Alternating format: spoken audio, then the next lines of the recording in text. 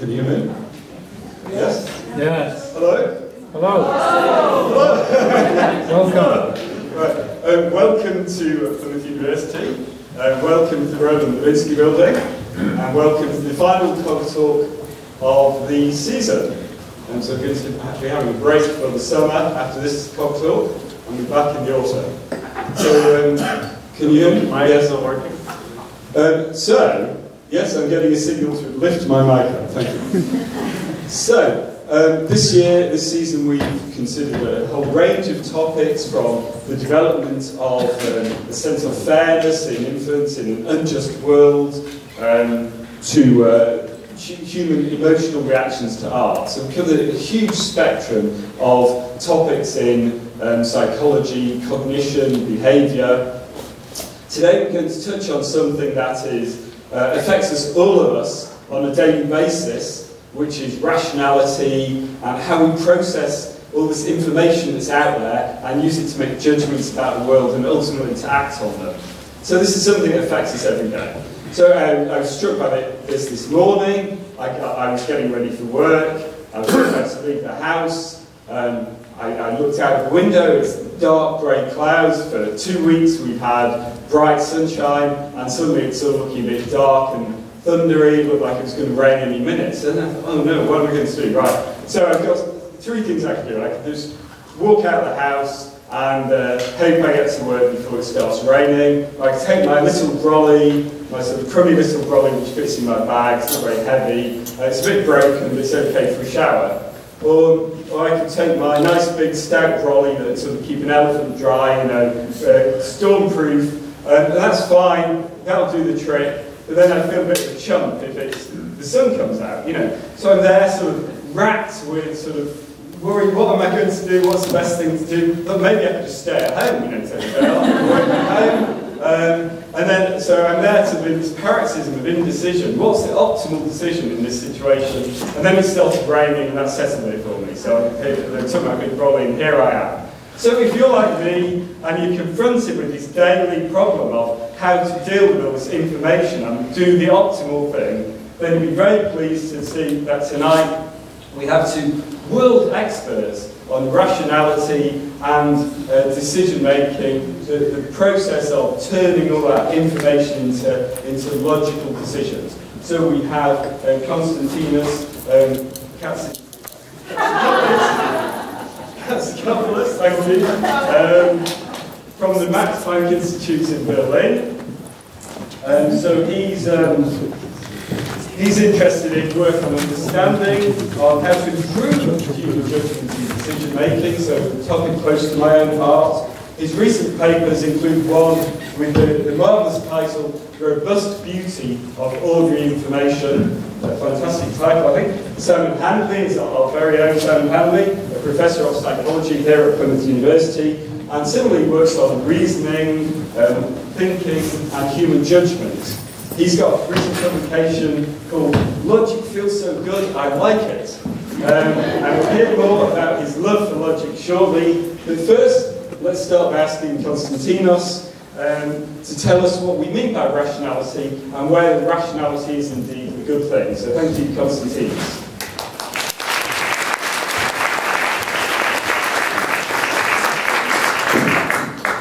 Thank you very much, Lawrence. So I'm very glad to be here.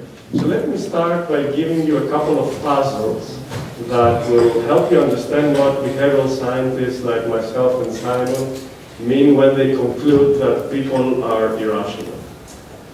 So this is the first puzzle. So many times experimental participants in psychology experiments have to go inside the psychological laboratory, and they're confronted with a task like that. So they could have experienced 2 of these pain episodes, or they could be presented with these 2 pain episodes, and they could guess hypothetically which one they would prefer. Let me explain a little bit exactly what these episodes are. First of all, nobody needs to be very scared. It's not so bad. So for example, pain could simply be that they put your hand inside water that's about 15 degrees of temperature. So that's not very pleasant, but certainly everybody can endure it. So, as you can see on the x-axis there's something like time. So this episode goes on for The episode on the left-hand side, the episode for patient A, goes on for about 10 minutes. And on the y-axis, on the vertical, you see some indication of how much it hurts, so it's already. And you can also see that something is going to happen to patient B. He's also going to go through a pain episode. And the question, as I said, is exactly which one would you prefer? You have to pick one. It's not an option to say, I don't want to go through any of this pain. You have to pick one. So does anybody want to try this? Janil is going to try. Oh, I think somebody else. Sure? Which one? A. Okay. Why? There's less suffering. There's less. Okay. It's a reasonable response. It's not exactly the response I was looking for. So you could guess that actually, in fact, a significant amount of people goes for B. Now, in fact, song is in a way what most behavioral scientists would see as rational, exactly because there's less pain. You could measure the amount of pain by the area of this shaded area here. So there's less here than there is here. So in that sense, it's irrational to actually pick patient B. But I will give you at least two arguments why it's at least sensible. So from my perspective, I think I would have picked patient B even if I didn't know about this research and I wasn't a researcher. Because here you end on a bad note. The last thing that happened to you that was hurting a lot. While here, on the B, it's actually getting better. And I think, whenever I think about my life, I like to reason in terms of trends. Trends, I think, are very, very important. If you're in a bad situation but things are getting better, this is, I think, very positive.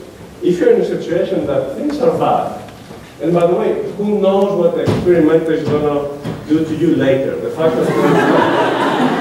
that there's no pain there doesn't exactly mean that nothing's going to happen.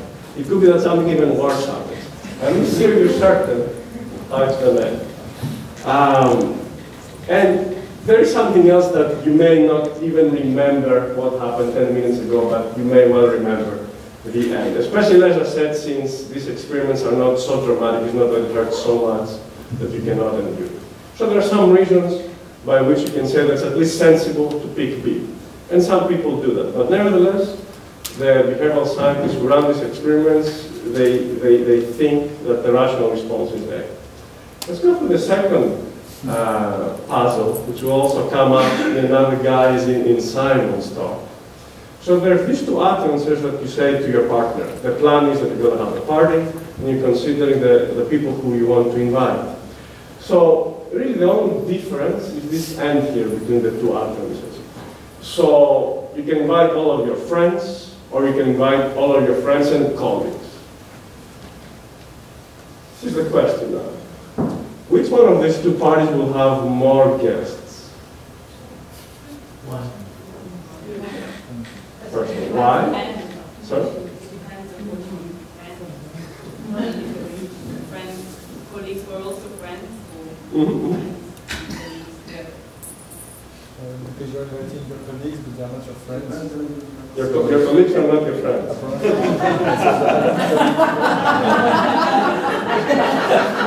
You have more colleagues or more friends.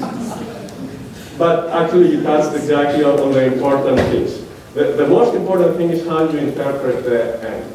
And in fact, in the world of behavioral science, the idea is that there's only one interpretation, the correct interpretation, that's the logical interpretation. If you say that something is a circle and it's blue, it is a blue circle. It has to be both things. But in normal languages, sometimes when you say and, it doesn't exactly mean that. And in fact, if you think about it, I'm almost certain that all of you have used and in a sentence like that, and in fact it means or. So you're going to invite all of the people who are your friends and all of the people who are your colleagues. Not only the colleagues who are also your friends. So if you see it like that, you will say that there will be, in fact, more people here. But again, from the strict logical sense, it's a mistake. This is irrational. And in fact, often, what people do is that they say there will be more people invited in the second one. So this is another instance in which behavioral scientists would interpret people's behavioral preferences as being irrational.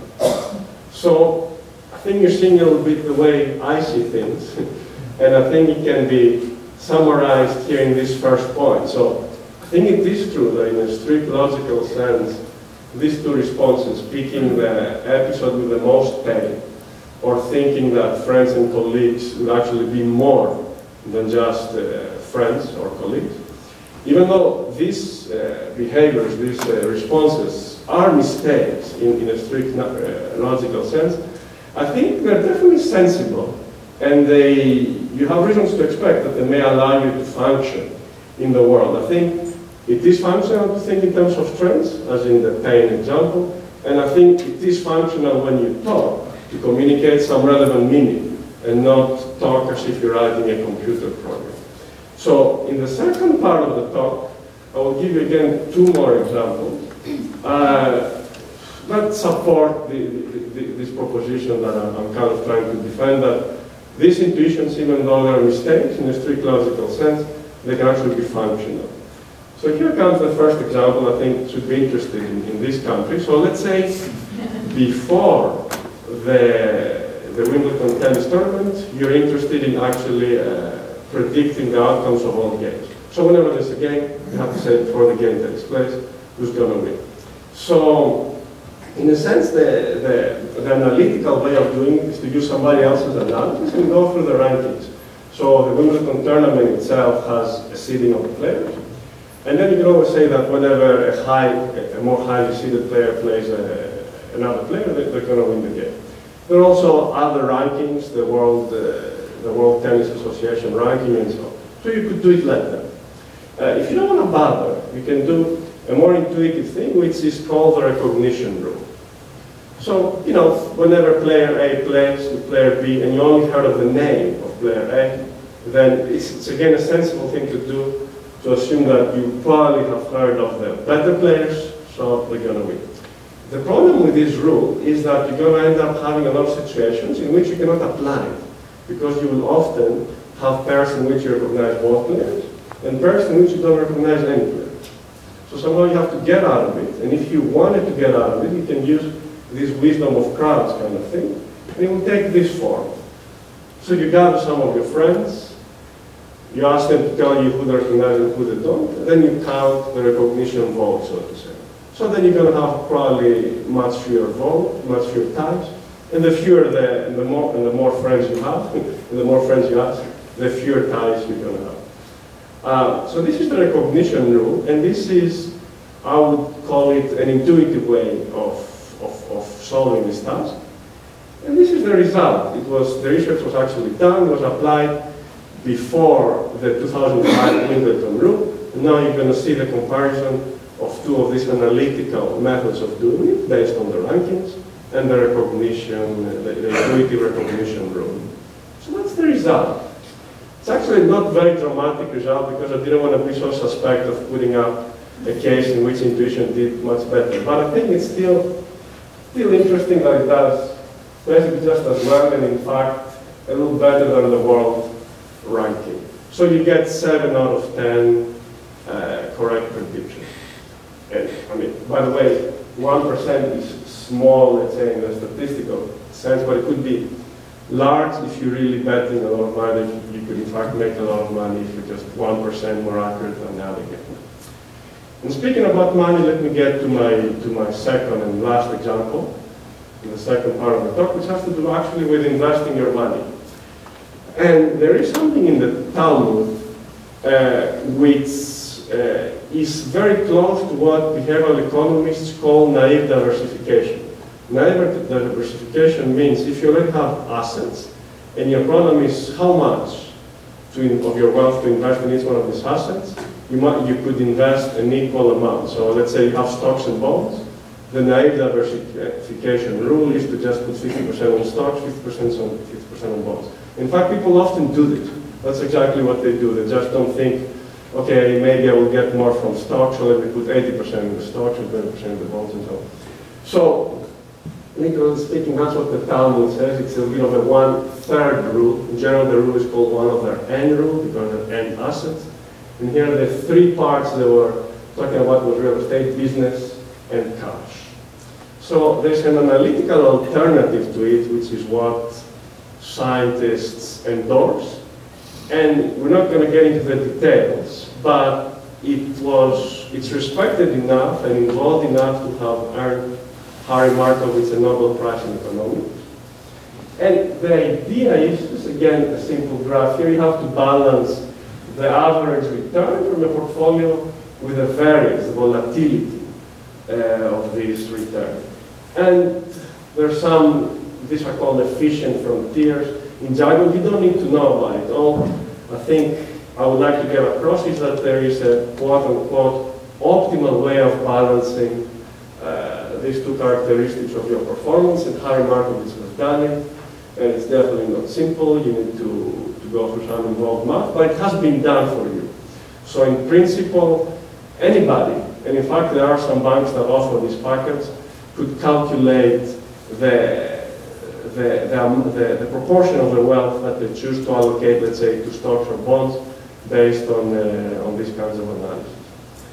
And the point is that when Victor de Miguel, who's a professor at the London Business School, bothered actually to make the first comprehensive comparison of these two ideas, the intuitive 1 over n idea and the analytical mean variance method of Markowitz, he actually came up with this result in the end. So this is a shortcut to say that in the 7 real data sets that Victor de Miguel looked at, in none of these real data sets, which included, for example, the New York Stock Exchange and they were running for decades, in none of these cases was the analytical way better than 1 over n. And sometimes, actually, 1 over n had a small advantage. In the end, I think the result is, again, that you don't gain anything by trying to be analytical in this case. So this is, again, another example in which some intuitions that people would have. I think this is a very reasonable thing to do. People will just not bother and say, I'll just put an equal amount of my wealth everywhere. This is something that in the end will achieve a function in the world. And to wrap it up, this is my second point. I didn't prove it. I wasn't comprehensive. Of course, I picked 2 examples that supported my point, but I wanted to help us ease into the discussion. From the first 2 examples in the lab where behavioral scientists were labeling people's intuitions as irrational, I gave some counter-arguments why you could expect there's something sensible about them and they could work. And then in the second 2 examples, I showed you 2 cases in which they did work in certain senses. And in the end, what I would like to say is that the current, I think, goal of most of behavioral scientists is or should be to exactly figure out when we should use our intuition and when we should use analysis. And this is a very hard problem, and it's still going on, but I think it's the right direction rather than labeling something as rational or irrational.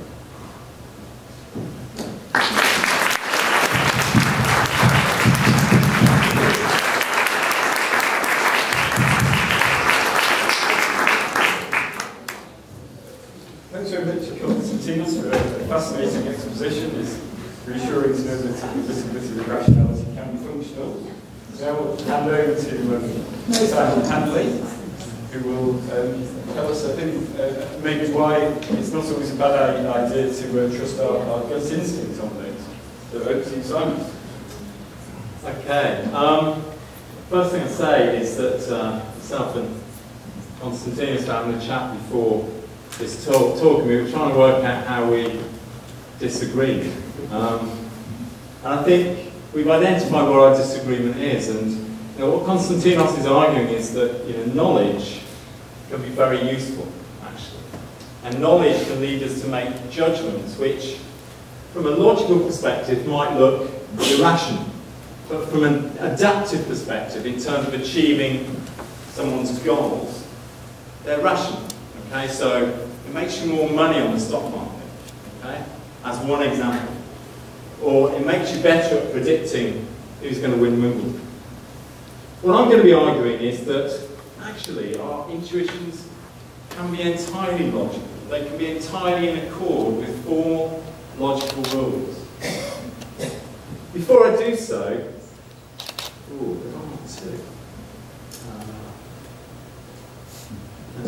before I do so, I want to do a couple of things. I want to introduce you to the sort of received view in the psychology of reasoning. A very common view, a view which is espoused in a number of recent publications, very influential publications in the psychology of reasoning and judgment. And say a little bit about what psychologists mean when they say people have made a rational judgment, and what psychologists mean when they say that people make biased judgments.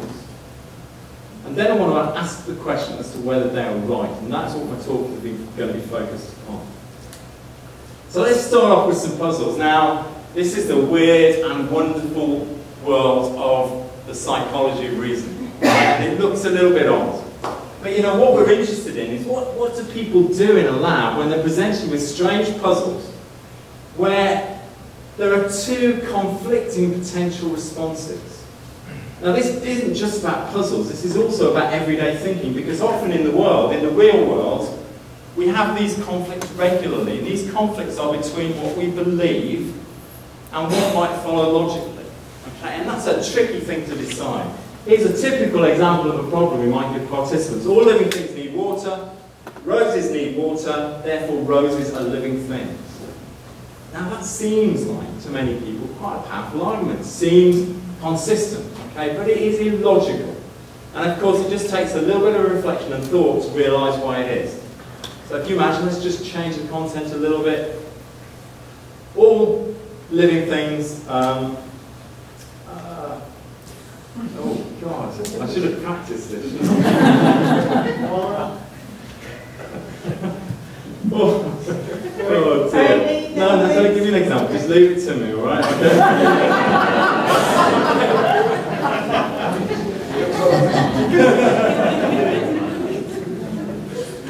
Oh dear, Mary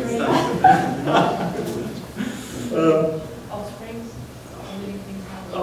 all living Only living things need water. Pardon? If you say only living things need water, Well, you can therefore. Can I have an extra 2 minutes, please?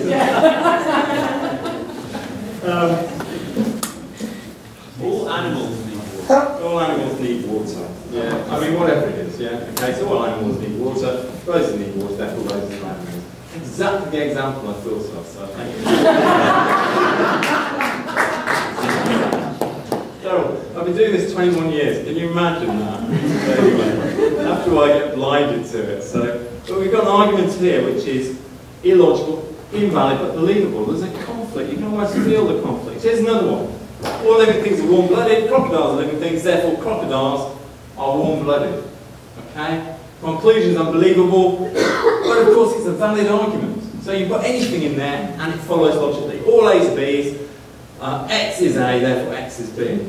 So that's belief bias. That's been studied, you know, to death in psychology reasoning for about 50, 60 years, because it's a really interesting paradigm. Because people are shown to be biased in their judgment. They're sensitive to logical structure to a degree, but they also respond based upon their beliefs. Okay, they can't resolve the conflict in favour of logic all of the time. Here's another classic example. Conjunction fallacy. This is an example of a conjunction fallacy that we've used with children, so it's the version I thought would be worth sort of discussing. Tim is 10, he lives in a house with a garden, he has many friends, he likes to play sports in the park, and he collects football cards.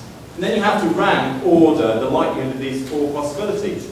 Tim has a rabbit, Tim has a sister, Tim has a rabbit and he often plays football, Tim goes to chess competitions. Just think about the likelihood of those options. Then think about the likelihood of these two options. Now typically, what people do is they say, it's more likely Tim has a rabbit and he often plays football than Tim has a rabbit. But that's a logical error. And all you have to think about in order to determine that is the fact that you've got a set of little kids with rabbits, right? And within that set of kids with rabbits, there are some of them that like to play football. Okay, so it has to be true, irrespective of that description there, that it's more likely Tim just has a rabbit versus Tim has a rabbit and plays football, smokes behind the bike sheds or whatever it might be. Yeah, anything. Okay? So it's powerful intuition because our knowledge, based on that description, tells us, well, that's representative of a little boy who plays football. So we're immediately drawn to that option. Okay? So, what do psychologists say about those logical errors? Okay? Well, they say that actually our thinking is governed by two systems. There are a couple of great books, actually. One's by Danny Kahneman, it's called Thinking Fast and Slow, another one by Jonathan Evans, one of our professors in psychology, Two Minds in One Brain.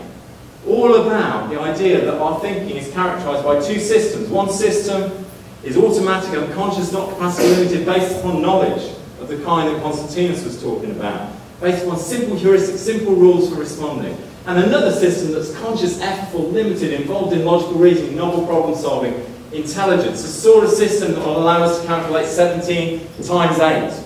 Okay? Anybody? I won't attempt to do that.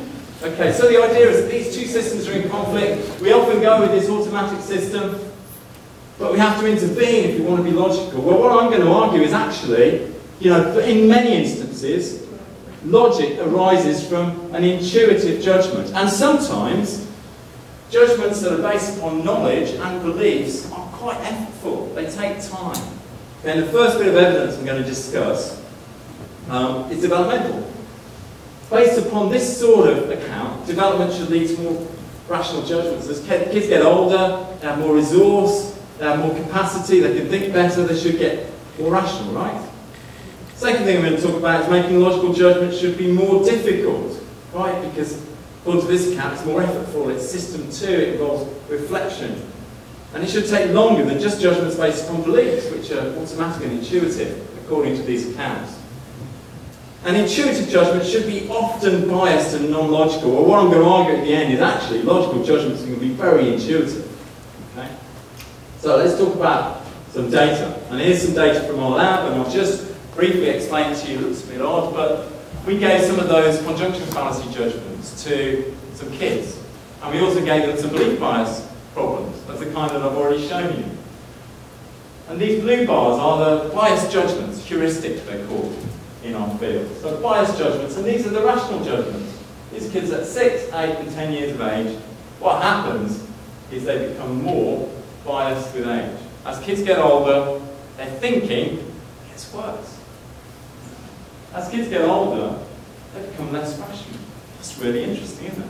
That's really interesting, because that's not consistent with this idea that as kids get older, they should become more rational as their thinking gets better. So point 1, children often are more biased in their reading as they get older and their thinking capacity increases.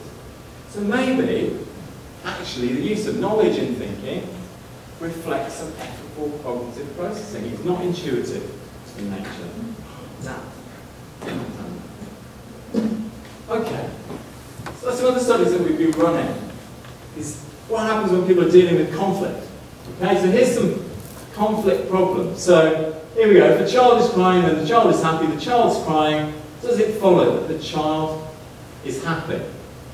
Now, if you assume that the premises are true, that is a logical inference. Okay, you've got to put aside your belief, just reading on the basis of the structure. If you're asked to make a logical judgment, you should say yes. Okay? If you're asked to say, is this a believable conclusion, you should say, well, no, of course not. Okay?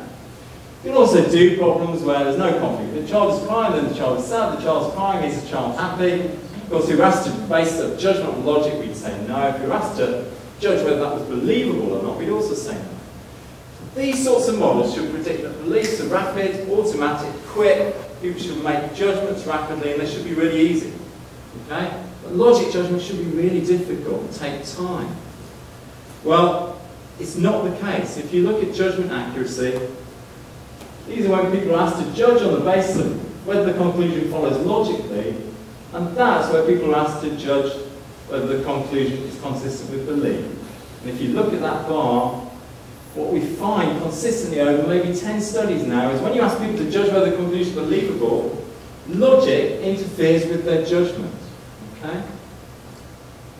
In terms of response time, belief judgments, this is response time in milliseconds, belief judgments take longer than logical judgments. So that becomes really interesting. Logical judgments are often fast and interfere with beliefs. entirely inconsistent with this model of two systems, one logical and ethical, and one intuitive and belief-based. Okay. Let's imagine you're given three sentences. All ice creams are bonds. Don't worry about what bonds are. Again, this is the weird and wonderful world of the psychology of thinking. All bonds are hot. All ice creams are hot. And then you just ask people, how much do you like this sentence? That's all you ask. You don't do anything else. But what's really interesting is if you present statements like that, and this final statement follows logically from the previous two, and you compare it to problems where the final sentence doesn't follow logically, people like the logical arguments more than the non-logical arguments. And all you're asking is, how much do you like this?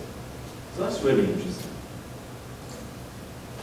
And then finally, in collaboration with a colleague in the audience, one of my favourite studies, you might think this is really bizarre, but we thought, well, okay, what we'll do the same study, and instead we'll say, we'll give people the judgment of making a judgment on a 6-point scale as to how bright the final sentence was. So we're not asking them to make a logical judgment at all, we're just saying, how bright is that final sentence?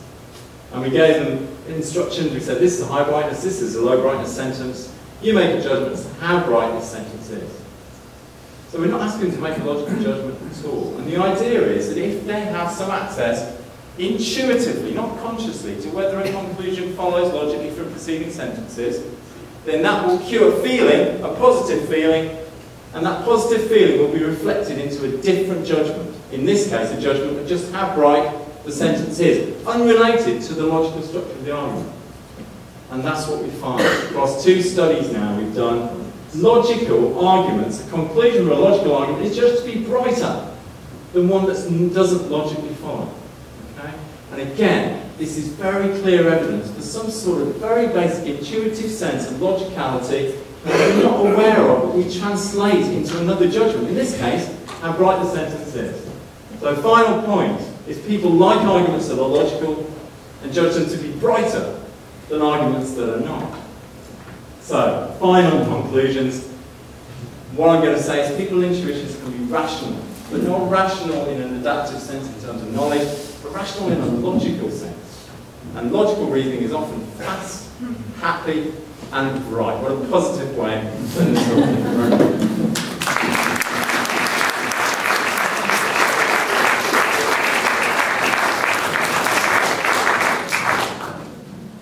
So thank you very much, Simon, for an enlightening, indeed optimistic presentation. Thanks to the audience for the help with the syllogisms there. So now it's part of the evening where we hand over to you for comments and questions to our panel. So do we have any comments or questions? Please put your hand up and I'll try and get around everyone. Thank you. So question in the back there. This is to Simon largely. So all the examples you gave were the outputs of language games, where you presented a logical statement linguistically and then got people to respond to it. How much of that, the output of those experiments was actually due to the seductions of language rather than actually being some sort of non-linguistic architecture? Good question. I mean, I think that's a really good question. I think a lot of psychology, particularly cognitive psychology, is done in a laboratory where we aim to control a number of aspects of the environment in order to try and minimise any secondary factors that might impact upon performance. And these puzzles are useful in doing so, but you have to then really think hard about to what extent does this scale up, to what extent is this relevant to everyday judgment.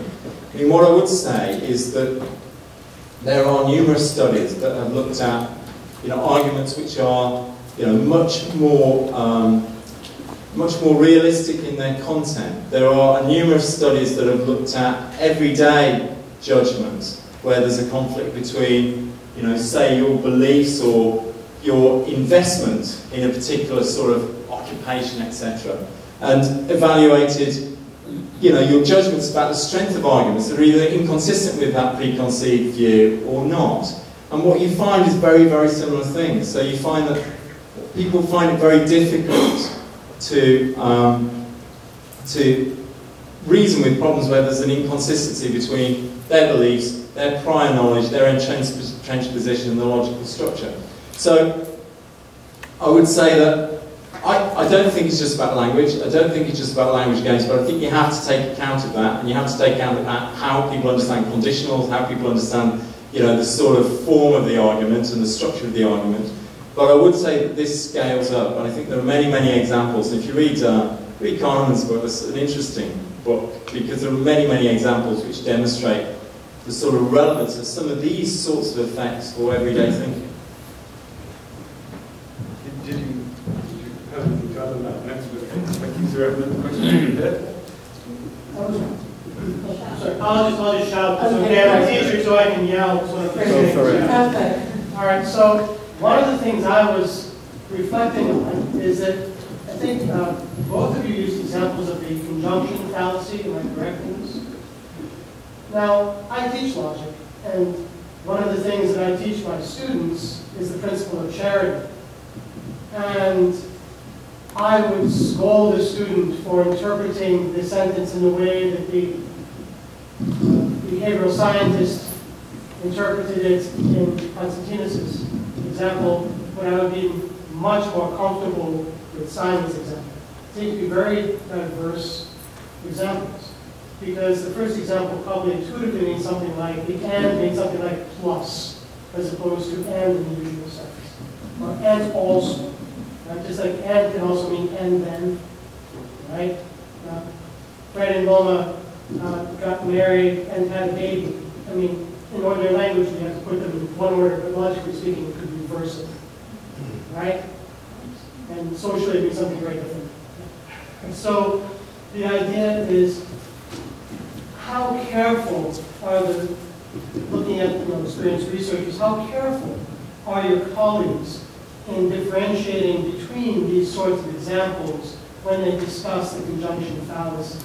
Because clearly it does happen, but I was very, very concerned when I saw Konstantinos' example and saying, oh, maybe this is a much more widespread sort of... Just your feeling for the field. Well, that's a difficult question, but I think because research, of course, proceeds slowly, you find all sorts of claims in the scientific literature that people are hopeless at making decisions. For example, David Brooks, the New York Times columnist and famous author, he went as far as to blame the financial crisis on people's irrationality and so on. Many people actually have done it. And sometimes all the evidence they have read is really from experiments like that. So somehow I don't think that's a good use of research. So, and then I think you're also exactly right in that there are different kinds of fallacies. And some actually are more dramatic. I would never want to imply that it doesn't matter if you're logical or illogical. There are definite limits. I mean, if you believe that 1 + 1 is 3, I think soon it will catch up with you. But there are some things where it's more gray, it's not clear. And in fact, if you want to survive in a world like ours, which is very uncertain, it will probably help you to be a little more flexible and not to interpret everything as a computer does interpret it. So.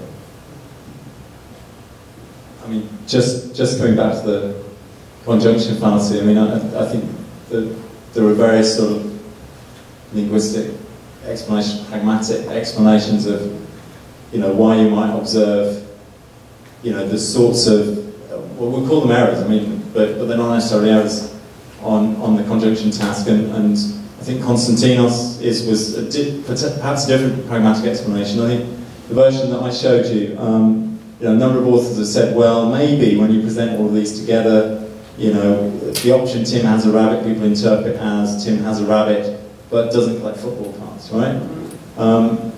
But actually, when you look at the data, there have been lots of demonstrations of the effect when you just present one option, right? And then another group get the other option. And you find that the other group, you've just got the conjunction rate that more highly than the group that got the single instance. So, you have to be careful in terms of your experimental design to just work out what's going on. But you're right about the sort of pragmatics. It's really important. And it's really important to discount that as as an explanation, I think, if you're going to start saying something about, you know, rationality in relation to those sorts of judgments.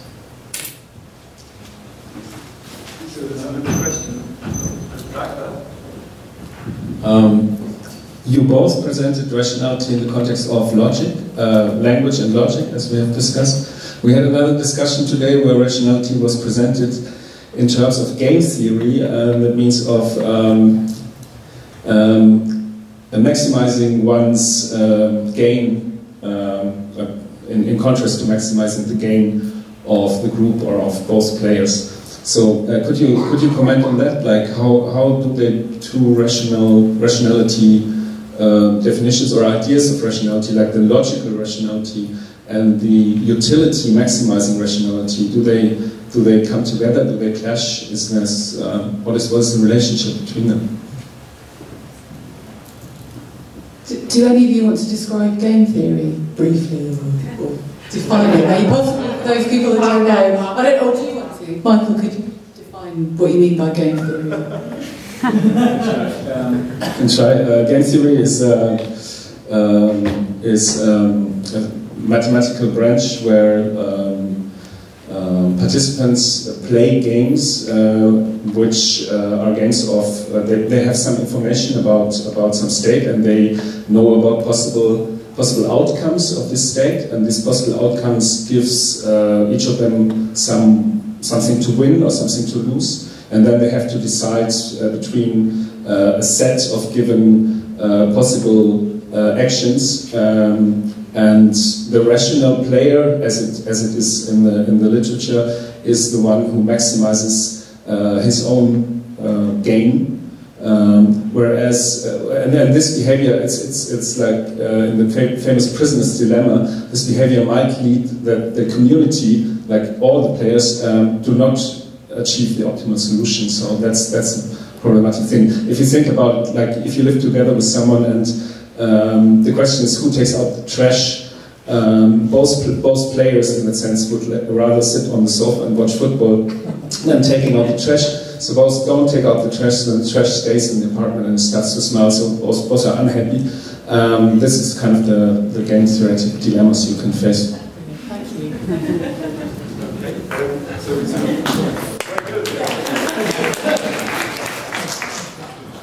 I mean, I think it's a really good question on a number of levels. I mean, we both touched on logic, you know, in terms of, you know, a norm, whether it's a conjunction rule or it's, you know, conditional logic, propositional logic. But of course, in game theory or decision making or judgment, etc., then there are different norms that might determine what we would define as what is rational. So, I mean, we talked about sort of maximising utility, etc., and of course there are, you know, different norms in relation to those sorts of judgments and say, you know, reasoning on a conditional argument. So, you know, there are many complications in the question you ask, because, you know, there are lots of arguments in psychology about what's the right norm for evaluating what's rational. Is it even sensible to apply a norm? And there are arguments about, you know, whether thinking about things in terms of whether it's rational or not is a sensible approach. I've got some sympathy with that. But the other point that you made, which I think is really interesting, is it's almost about social rationality, right? It's about, you know, rationality in a social world, and, you know, what we're talking about is sort of, you know, standalone puzzles in some cases, or everyday judgments that an individual takes. But, you know, rationality isn't just about individuals; it's also about social systems. And so, I haven't really given you an answer, I don't think, but I think it's just it is a complex question. So first, actually, I would like to protest the premise, because my first two examples were about logic, but that was in fact what I criticized, when some scientists equate rationality with logic. The second two examples were in fact about performance in which is externally defined in terms of being accurate in the Wimbledon tournament. It's not clear exactly where logic fits there, or making a lot of money, which directly is some kind of a utility measure. So in a way, that exactly the point of what I was trying to say, and I think Simon too, is that there are different standards of rationality. I think that's interesting. I think it's interesting for scientists, but also for the general public, to think which standards of rationality are more appropriate and when. I think it would definitely be very wrong to say that logic is never interesting or that external performance is never interesting and vice versa. But, you know, we need thought, and I think it's an interesting problem for the society in general, to not equate the two and not to think that logic and performance are always equivalent.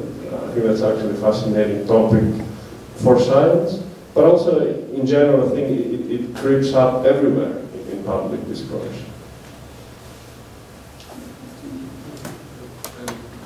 I think we've got two questions at the back.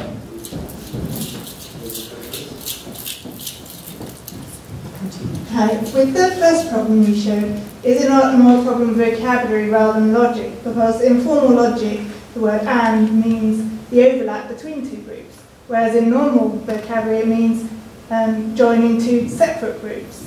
So it's not really a problem of logic, it's just what you interpreted the word "and" mean. Because it would be very irrational to interpret it to mean the overlap in many cases. Like if you said, invite all your brothers and sisters, then you would end up with a very small party indeed.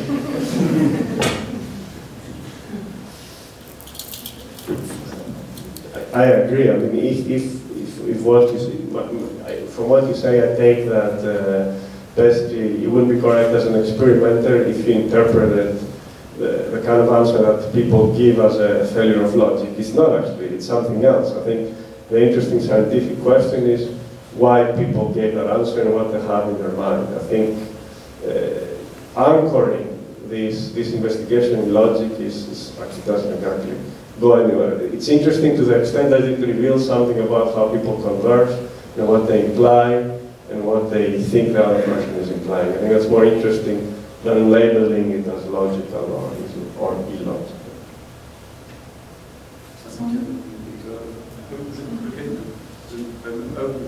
We'll take a question down here and then we'll come back to you. Yeah, okay?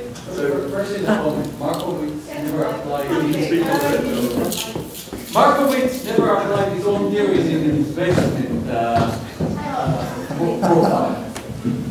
And the question for also for Katsikopoulos. So there are many cases in life that you don't know if you should apply one or the other. So if you have any intuition is somebody who's about to open one of two doors, which one should I open? Should I go in one direction or the other? And how would you know, so for example, medical, financial, there are so many cases. So how would you know in which direction to go? So to apply logic, to apply reasoning, or to go more on an intuitive level? Well, first, actually, as Yanniv said, it is true. For example, if you read the famous book Nudge, which I'm sure some of you are familiar with and some of you have read, there Markowitz is credited with having said that he himself did not use his method, but he used naive diversification 1 over n. But actually, the way this is presented as if it's his mistake. He didn't exactly say it, but the Nudge book says, look, even he is fallible, so we should definitely not trust anybody and nudge people into making decisions. That was the context. But now, in terms of the bigger question, when we should be intuitive and when we should be analytic, I think to a large extent the jury's out. But there are some results. If I had to summarize it in one sentence, I would say if the problem is very difficult and you cannot get good information for analyzing it, maybe in the end it's better to rely on your intuition. Exactly, especially in those problems in which it would seem that evolution or social learning have prepared people to somehow be good, but maybe not exactly knowing how. But on the other hand, if it's a situation that you can really analyze, then I think there's no reason not to do so. But I think the longer answer is that still this is a topic of active research. I think the contribution of this kind of research first is to show that there is a reason to ask this question, because before the assumption was that you should always analyze, and if you don't, then that's just a mistake. Just briefly. I mean, there's some nice evidence in judgment research that you know, quite often people make decisions very, very rapidly. Then they spend quite a long time. Then they spend quite a long time providing a rationale for that decision. And so I guess, you know, the important message is, you know, maybe make decisions intuitively, but don't do that consciously, and always have a reason, a conscious reason for the choice that you make, because then you'll feel fine about it, right? Let's do Harmony. Were there any more questions? Oh, sorry, got one thing. Okay, I have a question for Simon. So in the experiment, well, you showed us the data and the participants that preferred logical or non-logical explanation. Do you consider the background of your participants? So if you recruit only psychology students or if you recruit only math students, I would expect them to have, you know, different training in logic and approach the question differently. Okay, are you talking about the final studies on brightness, or? All of them. All of them. Well, just sitting 3 chairs away from you is my postdoc Dries, and he'll be able to tell you all about the participants. But no, seriously, I mean, most of the studies involve psychology students. Some of them involve a much broader panel. You know, I think there is limited evidence. You know, when you give people reasoning problems, not of that kind, but, you know, complex reasoning problems, you do get a discipline effect, but it's quite small. So, you know, math students, computer science students tend to, but it's a small effect, tend to give more logical judgments. So, yes, I think there's an effect. I think, you know, it would be really good to understand, you know, how all of these effects pan out, not just in different disciplines, but across the whole range of the population. And I think that's something that, you know, we probably don't do enough in psychology. But yeah, I don't know whether I answered your question. Did you want to answer that one? I agree. So I think, do we have time for... Yeah, we've got time for 2 more. So we have a question down here in the room. Oh, okay. Yeah. So, Lisa, shall I go ahead?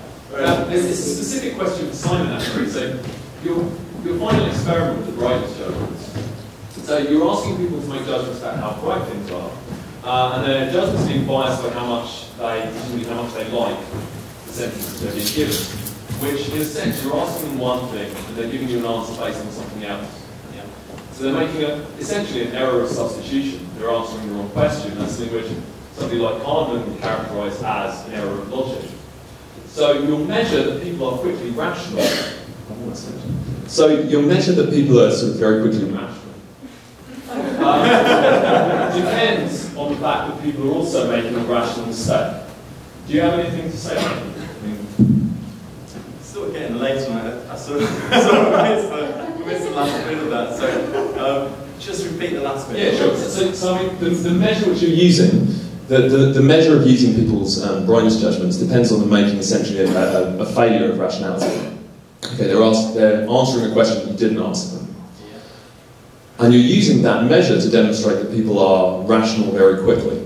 Okay, that they're doing these, sort of making these very rapid judgments according to, you know, how logically valid something is. So, I mean, is there something slightly strange about using a measure of people sort of using a measure which includes a failure of rationality to demonstrate rationality? I mean, I think it's a really nice point, and I guess, you know, what I'd like to say is that, you know, in a sense, it's not, you know, rationality is a very complex concept in a sense, right? And I wouldn't necessarily want you to walk away from this saying that people are intuitively rational. I guess the argument I'm making is people are intuitively logical in the context of certain logical arguments. So they're sensitive to the underlying logical structure of that argument. I think the point you make is, yeah, absolutely. I mean, they're in the study, they're making a brightness judgment, that's what they think they're doing. And in fact, they're sensitive to something that they're not even aware of. And that's what intuition is. It's about, you know, making a judgment on the basis of some problem characteristic which, you know, someone's not aware of, essentially. So I wouldn't necessarily want to characterise them as rational or irrational. And what I really want to say is, you know, they are sensitive to the underlying logical structure of an argument. That's the message, I think. I would actually agree with Simon again.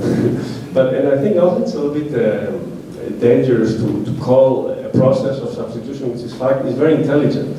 It's necessary, because it's very difficult in the world to answer the exact question you're asked. Sometimes you're not even sure what the question is, or you're not even sure what the person wants to know.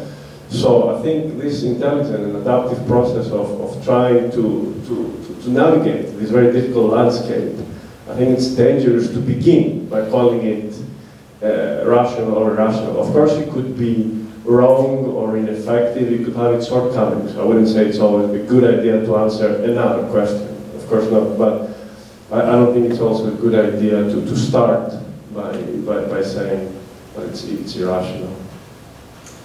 Okay, we'll take one final question. I think we can do two. Right. We'll do Jack and Jill. Okay, so rapidly.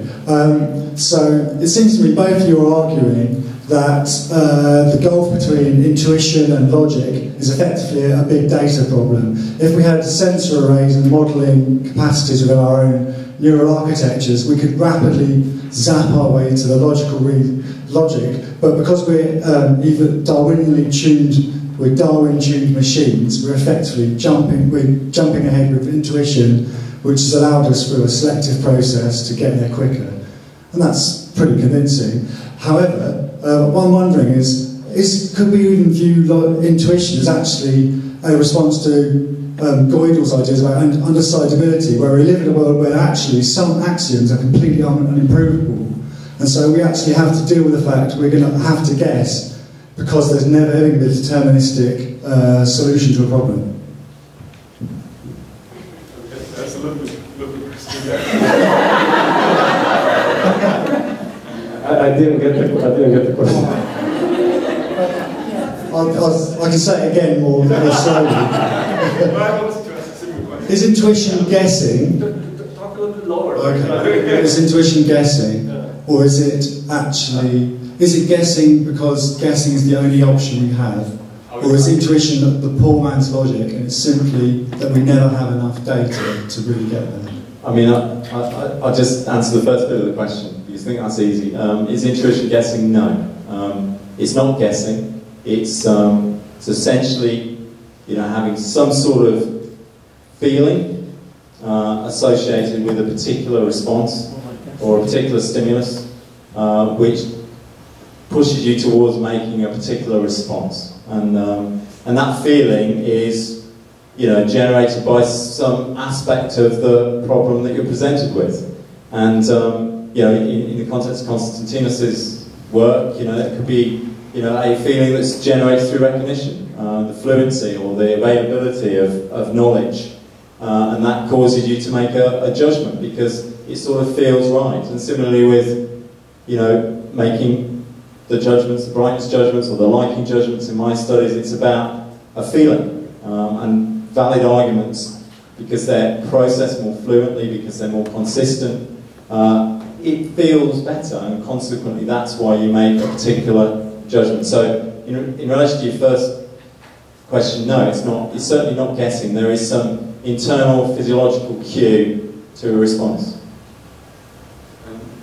We have one final. Yeah. Okay. I always dread having to follow Sean, but what you said about underlying logic and underlying feeling for a logical structure, how do you think that would work in relation to cults or religions or whatever you want to call them, like Scientology, which present a superstructure of making sense of the world, etc., etc.? I mean, I was waiting for this question. I think, it's a fascinating question.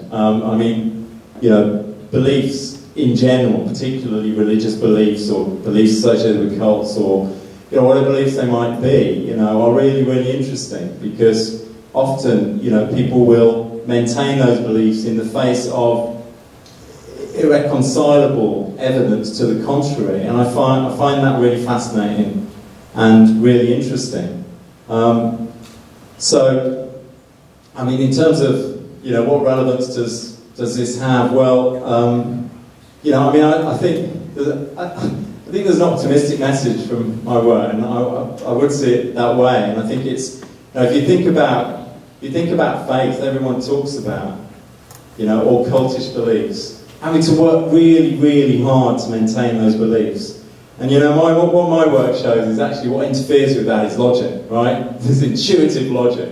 So I think the message is that, you know, actually quite optimistic about human cognition, and that is that, you know, in principle, we've got some basic ability to discriminate between logically sound, valid arguments and ones that are not logically valid. And, you know, we have to work very, very hard at stopping that logical discrimination interfering with our beliefs. Yeah, basically, I think I agree. I mean, this seems to be a case in which people should be exercising more logic, and they could. Of course, part of what we discussed, I think, is that it's not always clear what logic implies. I think that's not always clear because it's not clear what the facts are, it's not clear what the premises are. You need a lot of work to lay everything down and then to see how to apply the logic. I think a lot of the work that a Kant group would do is exactly to have some premises and disguise them, have a lot of implicit things, and make everything look logical when it's not. But, you know, having said that, this is a case where people should be exercising logic. Okay. I think it's time to wrap up now, so I should thank our speakers once again for what's been really enlightening CogTalk. An awful lot to think about. It's fairly clear, as so often, that there's a lot more work to be done before we finally know the best way to come to those tricky decisions, and so there's lots more to think about. It's probably going to make it even worse to make some of those decisions while we're pondering which way to do it. So thanks again to Simon and to Konstantinos. Thank you.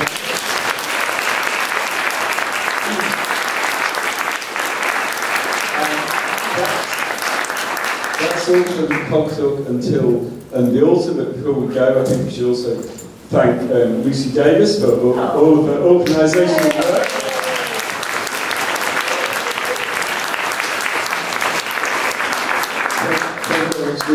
And thank all of you for coming and for taking part in the debate and making sort of CogTalk the fascinating forum for intellectual discussion, as you said. So thank you very much.